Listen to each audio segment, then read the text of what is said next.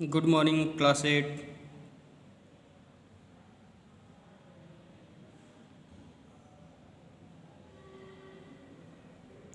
Today topic is irrigation. आज का हमारा टॉपिक है इरिगेशन। इरिगेशन मतलब होता है सिंचाई। ठीक है, अब देखो बेटा, the supply of water to crop at different interval is called irrigation. देखो बेटा, the supply of water to crop यानी क्रॉप को, जो फसल है उसको क्या सप्लाई करना, पानी सप्लाई करना। एट डिफरेंट इंटरवल, कुछ समय के अंतराल पर, कुछ समय के अंतराल पर हम क्या करें, जो क्रॉप है उसको हम पानी देते रहें, तो उसी को हम क्या कहते हैं, इरिगेशन कहते हैं। क्या कहते हैं, इरिगेशन कहते हैं। The farmers in India depend primarily on rain. देखो बेटा, फार्मर्स जो होते हैं इंडिया में, पहले वो किस पर डिपेंड होते हैं, रेन पर। यानी इंडियन जो फार्मर्स होते हैं वो किस पर डिपेंड होते हैं, मुख्यतः रेन पर डिपेंड होते हैं।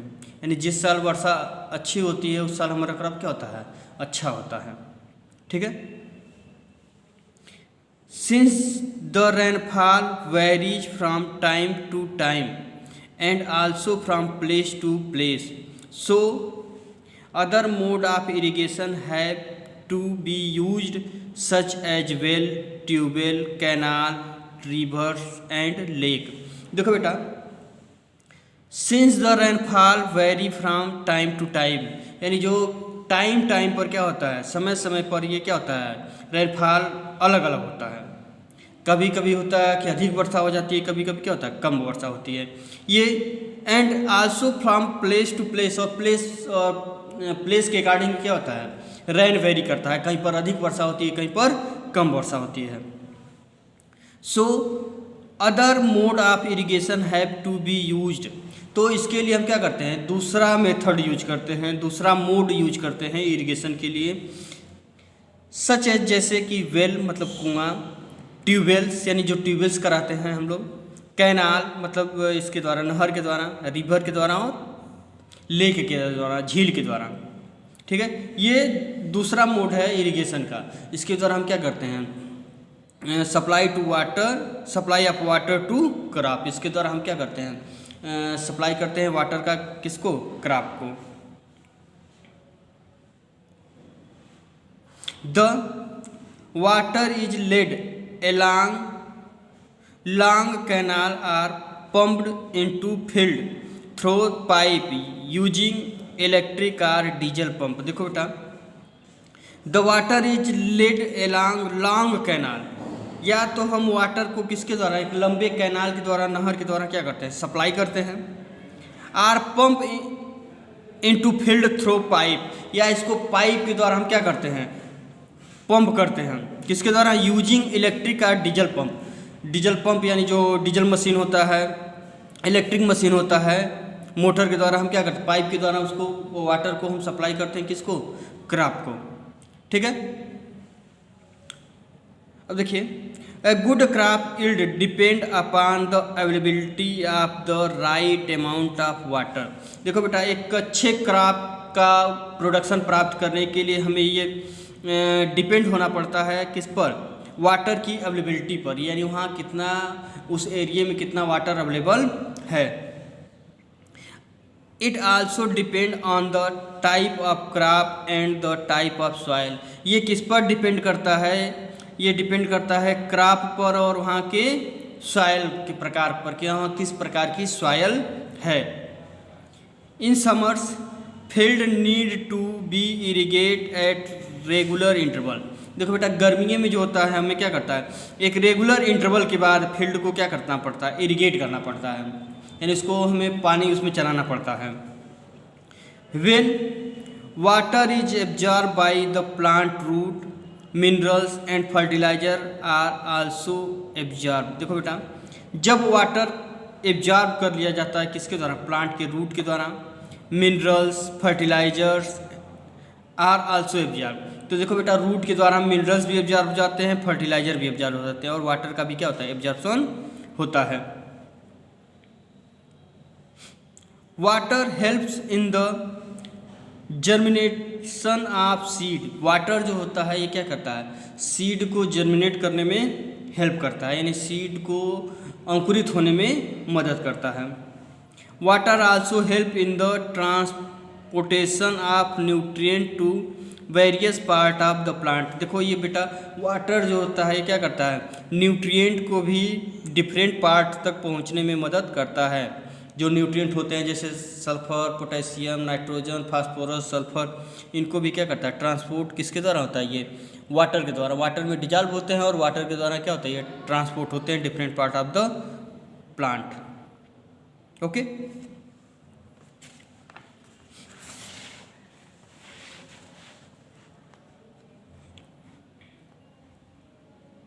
देखो बेटा, अब है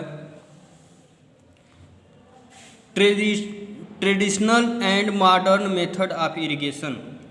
पुराने और मॉडर्न, ट्रेडिशनल मतलब परंपरागत यानी पुराने, और मॉडर्न मतलब इस समय जो इरिगेशन के साधन हैं। There are various traditional and modern method of irrigation. यहाँ पर बहुत सारे बेटा ट्रेडिशनल और मॉडर्न मेथड हैं इरिगेशन के। The traditional method of irrigation field use cattle or human to pull water from the well. देखो बेटा, ट्रेडिशनल मेथड में पहले के समय में क्या होता था, इरिगेशन जो होता था एनिमल के द्वारा या ह्यूमन के द्वारा होता था, जो पुल करते थे, पानी को खींचते थे कुएं से। Canal irrigation, furrow irrigation, chain pump, moat, dhekli and rahat are some of the traditional method of irrigation. देखो बेटा, कैनाल के द्वारा यानी जो नहरों के द्वारा सिंचाई होती है, फर्रो यानी जो ये बनाकर, कैनाल मतलब ये क्यारियाँ बनाकर जो की जाती हैं, फर्रो इरिगेशन। चैन डंप, चैन के द्वारा। मोथ, ढेकली, रहट, ये जो होता है बेटा, जैसे पुराने के समय में जैसे कुएं होते थे तो उसी में एक सर्कुलर स्ट्रक्चर होता था, उसी में बाल्टी के जैसा कुछ लगा दिया जाता था, जिससे जो होता है उसको चारों तरफ क्या करते थे, कुएं के चारों तरफ एनिमल चलते थे और वो क्या होता था, अंदर जाता था और अंदर से पानी को क्या करता था, बाहर करता था। दीज मेथड आर चीपर, ये क्या थे, आसान थे, but often lead to wastage of water. इसमें क्या होता था, वाटर क्या होता, काफ़ी नुकसान होता था। ठीक है। On the other hand, modern irrigation make economic use of water. और जो मॉडर्न मेथड इरिगेशन का है, इससे क्या होता है, हमें इकोनॉमिक यूज, जितना हमें वाटर चाहिए उतना ही वाटर का हम क्या करते हैं, सप्लाई करते हैं प्लांट को। Two such method are sprinkler method and drip irrigation में। और इसमें आता है आपका क्या, स्प्रिंकलर मेथड और drip irrigation method. Sprinkler method में क्या करते हैं, हम फील्ड में ही क्या लगा देते हैं, पाइप के द्वारा नॉब लगा देते हैं और वो क्या करता है, इरिगेट करता है, चारों तरफ घूम घूम कर ऐसे इरिगेशन करता है, तो इसी को कहते हैं स्प्रिंकलर इरिगेशन। देखो बेटा, यहाँ जिस फील्ड में हम लगा दिए और इसके चारों तरफ नॉब लगा देते हैं और चारों तरफ ये घूम कर क्या करता है, इरिगेट करता है, तो इसी को कहते हैं स्प्रिंकलर मेथड। ठीक है। अब देखो स्प्रिंकलर सिस्टम क्या होता है। It is a method of applying irrigation water which is similar to natural rainfall. ये ऐसा होता है कि जैसे एक नेचुरल रेनफॉल हो रहा है, यानी बूंद बूंद के रूप में क्या होता है, पानी सप्लाई होता है और चारों तरफ होता है। Water is distributed through a system pipe usually by pumping. किसके द्वारा होता है, पाइप होता है, उस पाइप में क्या किया जाता है, पंप किया जाता है वाटर को। It is then spread into air through sprinkler so that it break up into small water drop which fall to the ground. देखो बेटा, छोटे छोटे बूंद के रूप में क्या होता है, ये ग्राउंड पर गिरता है। ठीक है, डायरेक्ट वैसे जाकर नहीं गिरता है, ये छोटे छोटे वाटर के बूंद के रूप में जाकर गिरता है। The dump supply system sprinklers and operating condition must be designated to enable a uniform application of water. देखो बेटा, इसको ऐसे डिजाइन किया जाता है कि पूरे फील्ड में क्या हो जाइए, इसको हम आसानी से ऑपरेट कर सकें। ठीक है, ऐसे डिजाइन करते हैं कि पूरा फील्ड हमारा क्या हो जाए, कवर हो जाए। ठीक है, अब देखो, some time a field get excess water which the soil is not able to absorb. देखो बेटा, कुछ समय जो होता है इतना एक्सेस वाटर हो जाता है कि उसको सॉयल क्या करता है, एब्जॉर्ब नहीं कर पाता है। This condition is called water logging, और इसको हम क्या कहते हैं, वाटर लॉगिंग कहते हैं। जब किसी फील्ड में क्या हो, वाटर एब्जॉर्ब ना हो, जमा हो जाए, तो उसी को हम क्या कहेंगे, वाटर लॉगिंग कहेंगे। Water logging is harmful to the most crop as does not allow the root to breathe and also increase the soil increase the salt content in the soil. देखो बेटा, वाटर लॉगिंग हो जाता है जिसके कारण जो होता है, यानी रूट जो होता है वो ब्रीथ नहीं कर पाता है, यानी रिस्पायरेशन नहीं कर पाता है। And also increase the salt content, और क्या होता है, साल्ट की मात्रा जो होती है उस सॉइल में क्या हो जाती है, ज़्यादा हो जाती है। ओके।